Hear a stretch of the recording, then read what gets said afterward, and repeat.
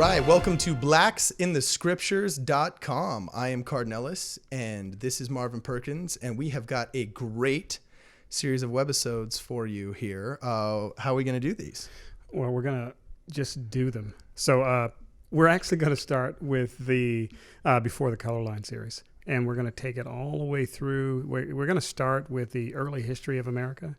And we're going to take it all the way through the development, the creation of the color line before there was division in the line, the creation of that and how it transpired, and then the aftermath, and lead all the way into actually blacks in the scriptures and how this whole idea of race began. It's just going to be a fun series covering a lot of information that's very educational. And at the end of the day, at the end of the series, hopefully we'll have a more united, not only a united America, but a more united world, feeling that we all are the same. All right, so get your pencils and your paper. Be prepared because you're going to learn something today, and subscribe, buckle your seatbelts. Let's dive right in. So number one is Before the Color Line. Take it away. Tell me all about it. Yes, a great place to start is with King James I. And so on April 10th, 1606, he actually sanctioned the Virginia Company. And the whole purpose for the Virginia Company was to create and establish settlements in these new colonies here in America. Like in Pocahontas when they're singing Virginia Company. It's the same one? It is the exact same one. All right. one. See, now I'm placed because it's in a Disney movie. And I've got to go see the movie to learn the song because I did not know that.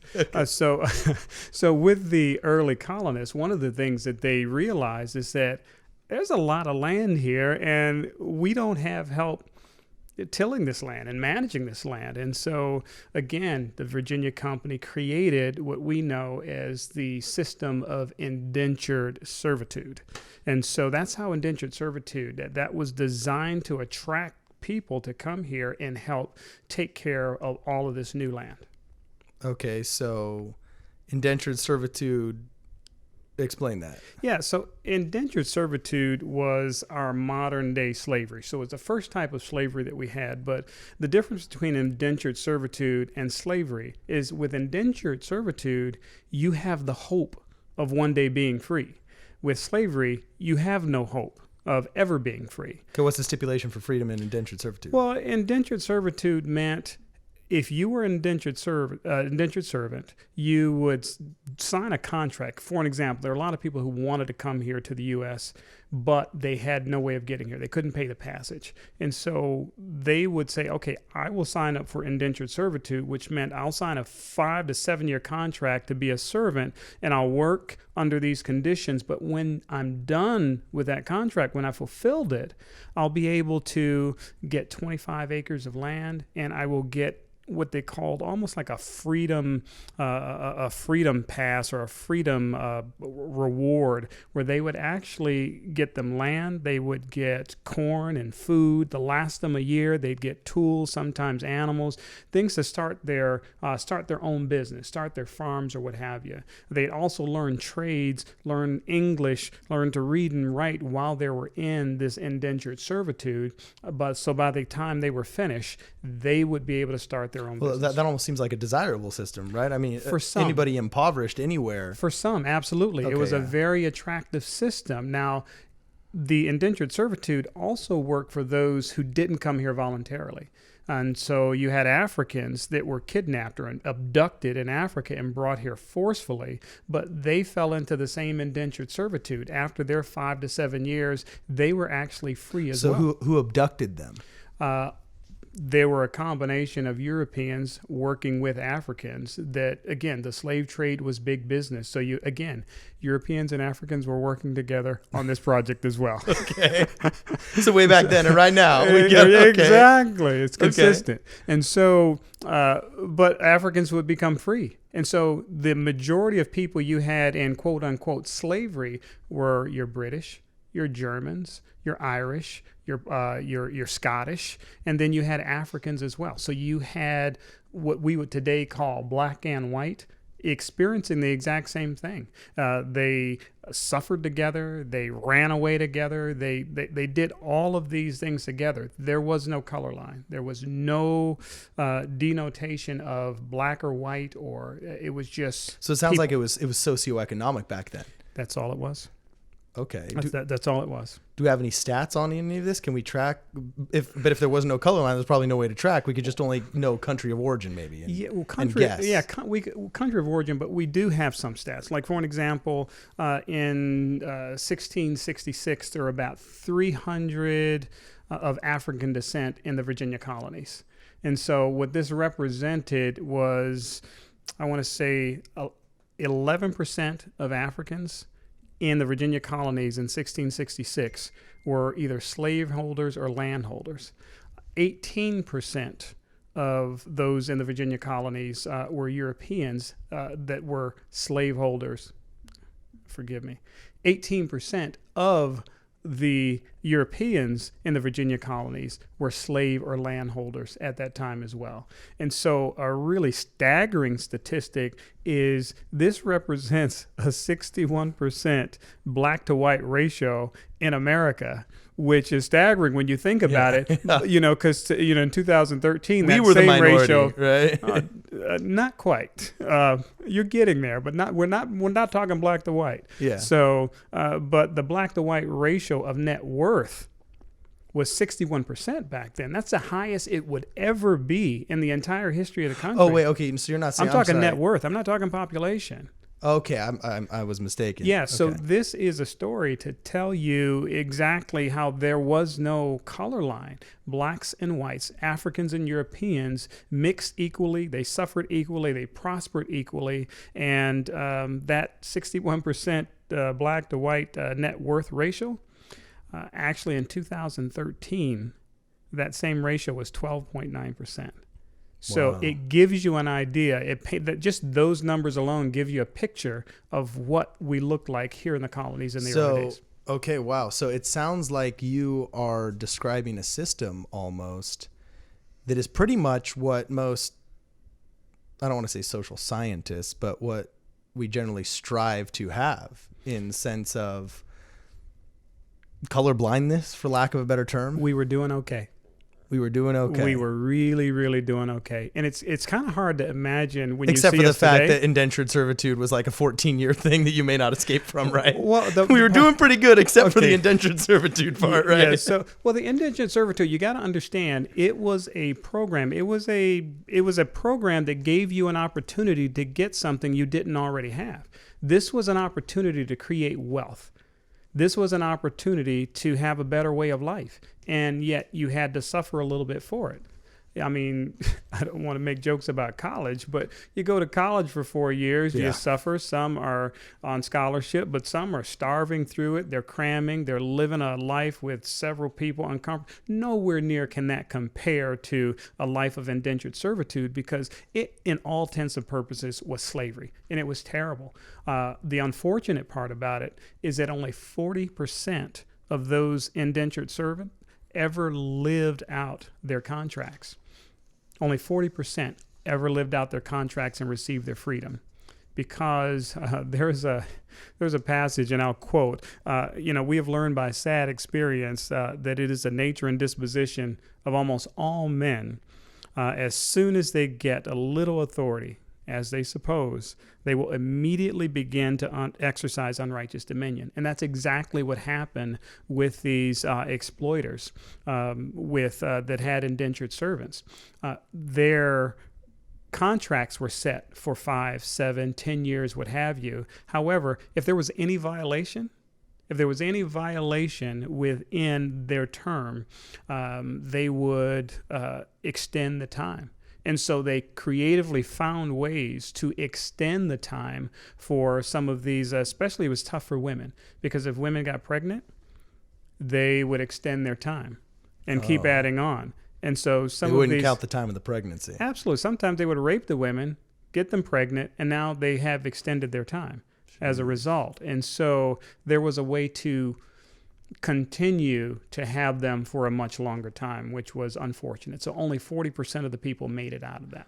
Okay, so on paper, as you said before, it wasn't so bad, but obviously it was abused. It was bad. It was turned into something bad, lack of a better term. It was slavery with the hope of being free one day, where actual slavery as we know it had no hope of ever being free. Wow. Yeah. So what was the change? Well, the change was really unfortunate and really kind of ironic. So there were three basic social classes going on in the country. You had forced labor, you had those that were shopkeepers or artisans, and then the third class was farmers. Now, was all forced labor this indentured servitude that seems almost semi-voluntary, or were there also bona fide, like political slaves from colonies that England had conquered, for example, or was it all just indentured servants or none? For the most part, it was indentured servants. You had two parts. You had those who voluntarily signed up for indentured servitude, and you had those that were abducted and brought here for indentured servitude. Again, remember, the big problem is we've got all this new land, and we don't have anybody to take care of it. And so we have to attract people, and when we can't attract enough, we'll go abduct some. I remember when doing my research, you said that the reward, for lack of a better term, was if you brought one slave, you got 50 acres. Actually, not one slave, but one indentured servant, you got 50 acres because they were so desirous to populate the area and begin farming and, quote, civilizing it, that it was almost like a pay-to-play scenario. Yeah. But the payment was human bodies showing up to work the land. Yeah, it was a heavy recruiting effort. As a matter of fact, the way that the head right system, as they called it, the way that it worked is that if you were already here as a colonist, you automatically got 100 acres of land. If you could actually pay your way to get here, then you automatically got 50 acres of land. They encouraged families to come because every passenger that paid their way would get 50 acres, so a family could easily acquire great wealth with land out here. You show up with a family of 8 and you got 400 acres. Yes, but that Please check my map. Well, and that family of 8 had to be able to pay their passage and their way here. Okay. If you could not afford to pay your way here, you could come as an indentured servant at the end of your contract. If you made it, you would be able to get 25 acres of land, and then you get your freedom package, and your freedom package would give you that 25 acres of land. It would give you food for a year, clothing, sometimes cows or animals, tools to go ahead and start your own business. But then a lot of those who actually received their freedom, both Europeans and Africans, what they did is they took advantage of the head right system as well, as far as indentured servitude, and they would pay to bring others over. They would give them 50 acres of land for each individual they brought over into indentured servitude. Okay, well, it seems then you're almost describing, it seems like you're describing something that at least, obviously, there wasn't modern medicine back then, there wasn't the financial systems we have now, so on and so forth. But socially, at least, in terms of the intermixing of races and the socialization of, quote, races, you're describing something that seems almost relatively blissful in that aspect. In some respects, absolutely, because there was no color line. It was truly socioeconomical. It wasn't. So where's the color line come from? The color line, unfortunately. So let's start in. Let's start in. How about 1619 is when the first Africans start coming to the colonies. In 1620, a man by the name of Anthony Johnson was abducted in Angola, Africa, and brought across the water and brought to the Virginia colonies. And so even though he was abducted in this traumatic situation, he would soon, as the years went by, he would learn that one day he would actually be free, and he would be set up with a freedom package. So 14 years later, he gets his freedom. And he gets his freedom package, and he actually marries one of the women, her name was Mary, that was an indentured servant to the same man that he was indentured to. So they started their own farm, and he had his own laborers, and he started building his wealth through bringing over indentured servants. Anthony Johnson did. Now, I noticed there was a quote here when I was doing my research that visitors to the colonies reported, quote, visitors to the colony reported that the colony itself, quote, swarms with mulatto children, end quote. So interracial marriage was really prominent. Was Anthony Johnson married to a fellow what we would call African American now, or was it one of these European indentured servants? It's a great question, and it's unknown. We're unable to identify the ethnicity of his wife, but just a few. It was very common. There were swarms. Again, there was no color line. Everybody was mixing equally. As a matter of fact, some of the more prominent interracial marriages is this European attorney, William Greenstead. He was married to an African woman, Elizabeth Kay. There was an African slave owner by the name of Francis Payne, and he was married to a European wife. His wife was Amy. Francis Skipper was also European. He had an African wife, Anne Kokor.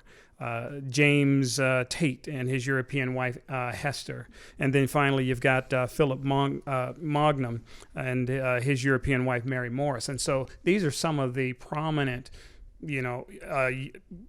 shall we say, interracial marriages that were taking place, and it really wasn't an issue. And all of these marriages between cultures are going to produce these mulatto children. So wasn't an issue at all. This is what the country looked like before the color line. Okay, so color line starts with Anthony Johnson abducted. Then he gets granted freedom or not. 1635, he receives his freedom.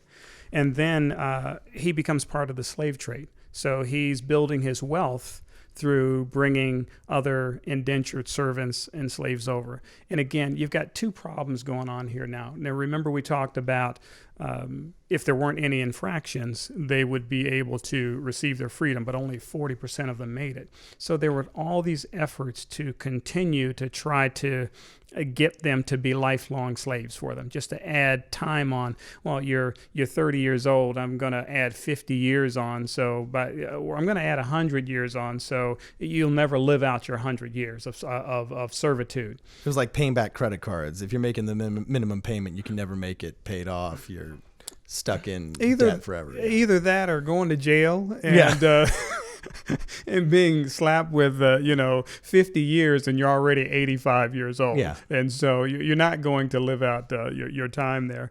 But anyway, he's becoming wealthy. Very wealthy. He's pretty much a slave owner. And you have another problem that's going on, and that is with all the land that's being given out, they're starting to run out of land.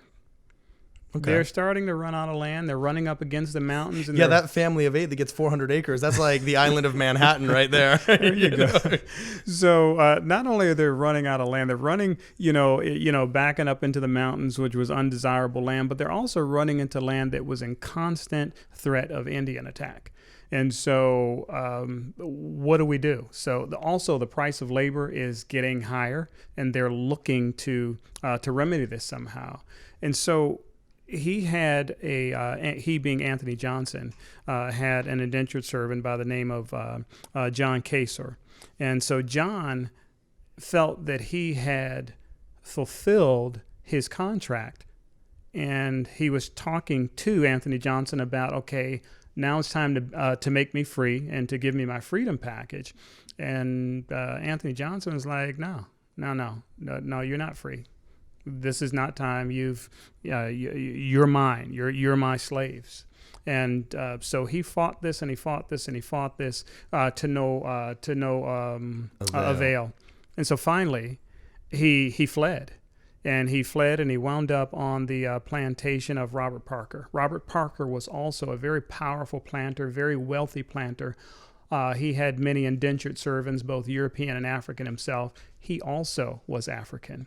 And so you have these powerful plantation owners with both European and African indentured workers, slaves as we call them, not official slaves at this point. But they're battling and they're fighting over this one, because Robert Parker says, no, you have fulfilled and you should be free.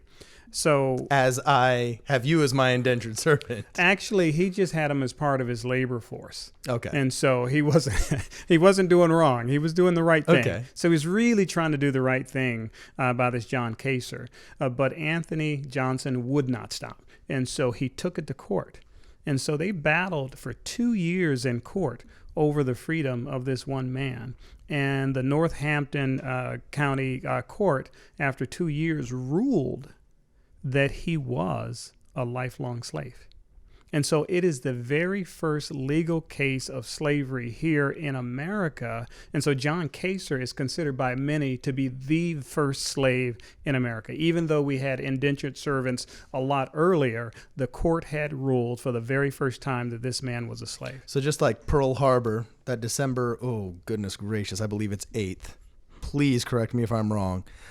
Is the date that's going to live in infamy because of Pearl Harbor. We pretty much consider March 8th, 1655. March 8th, the day the precedent was set. It's, it's so interesting because almost like, Back to the Future. If we could go back and we could undo, if we could undo one thing. That one thing. If we could go back and undo that one thing, if we could actually sit Anthony Johnson down and say, this act that you're going to do is going to change America in a way that you don't want it to be changed. And your name is going to live in infamy for this.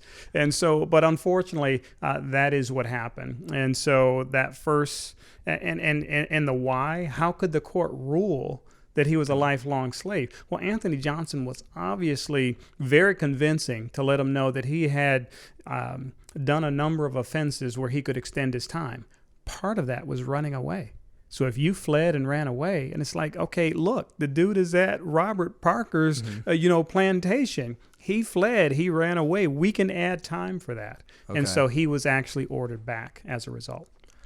Okay, and that's going to lead us into then how the color line was established because of this precedent case, which I believe is our next webisode, correct? Oh, it is, and it is a doozy. So you want to get back for that. It's amazing to see how this whole color line unintentionally began. Because before, didn't matter if you were black, you were white, you were an indentured servant, or you were an owner, or you were an artisan. That was it. It's cut and dry. But after this, everything changes. It does, but to see the way it changes, it wasn't intended to be a color line. It's absolutely unintentional. So it's going to be fantastic. Okay, so stay tuned. Get your pens and pencils ready. Subscribe. It's coming out next week. Excellent. Thank you. Thank you.